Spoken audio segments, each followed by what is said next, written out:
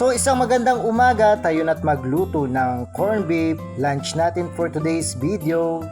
So ito ang ating mga sangkap, sibuyas bawang, igigisa ni Kat Niels. Syempre ang patatas dahil corned beef with patatas. So syempre buksan muna natin ang gasol para painitin ang kawali.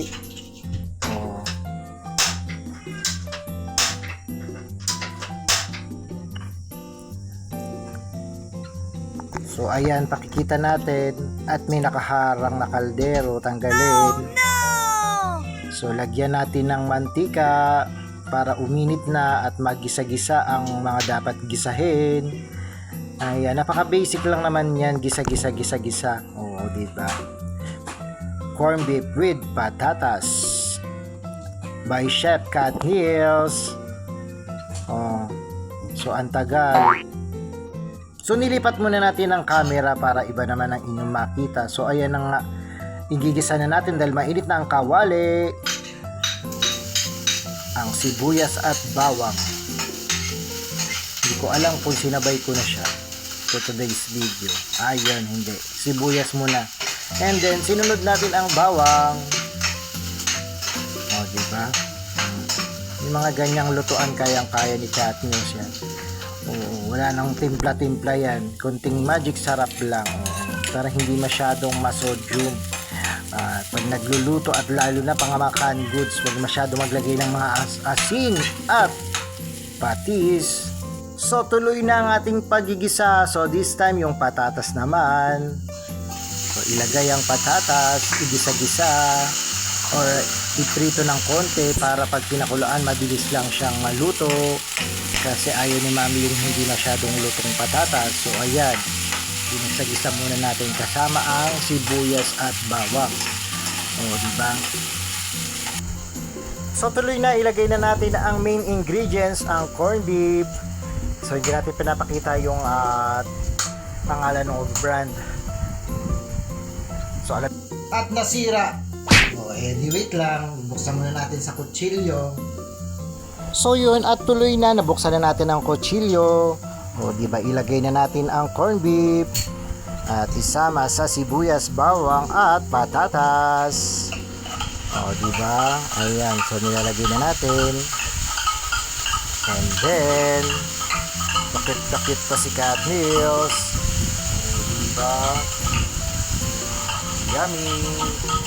That's our lunch for today. So ayan, halo. Wala namang dyan secret na kung paano lutuin. Gisa-gisa lang. So and then after nyan, lalagyan natin ng konting sabaw and magic sarap. Pero syempre, halo-halo muna para medyo maluto ang patatas for today's video. So ito na nga, lagyan na natin ng konting sabaw and then simut-simutin natin, sayang. And ayun, itapon muna ang lalagyan ng corned beef for today's video. And then after nyan, ang magic sarap. O diba, lagyan natin konting magic sarap para sumarap, mas lalong sumarap. Wow! Diba? And then syempre, halo-halo na naman si Kat Niels at pakuluin at ayun na nga. O, ang ganda ng itsura, diba? Tsaka masarap din yan for today's video. Sobrang basic lang talaga yan kay Kat Niels. At patutuyuin natin ng konti. So ito na, malapit ng maluto ang corned beef with patatas ni Kat Niels at ayun na nga, gutom na ako niyan. So ayan, pakulo lang natin at okay na, ready na ang lunch ni Kat Niels at ni Mami Needs. Ano nga ba yan? Sus, napaka basic lang, gisa-gisa corned beef with patatas. Ayan, enjoy watching. If na-enjoy mo, like, share, comment, and don't forget to follow. If gusto mo mga ganitong content, sige, magluluto ng maraming mga putahe si Kat Niels para malay mo, may matutunan ka sa aking luto. If wala naman, panoodin mo lang. Mag-like, share, comment ka lang. Maraming salamat. If hindi mo pa ako na-follow, follow Neil S.D. Andres. Idami mo rin ang aking FB page, Cats of Kat Niels. Maraming salamat. So ito na nga ang ating niluto for lunch. For today's video, ang ginisang corned beef with patatas. If nagugustuhan mo, like, share, comment, and don't forget to follow. Maraming salamat. So kain po tayo, lunchtime na tayo with Kat Meals and Ate Nits. Maraming salamat. So shout out daw po from Chacolita, magla-lunch na rin siya. Kami din magla-lunch na dito for today's video. Enjoy daw po. Enjoy your lunchtime. Maraming salamat. Kain na yan. So, tara po, kain na po tayo. Ayan. So, hindi na natin naantay si Mami ang tagal-tagal. Nagbabalat pa yata ng mangga. So, inumpisahan ko na.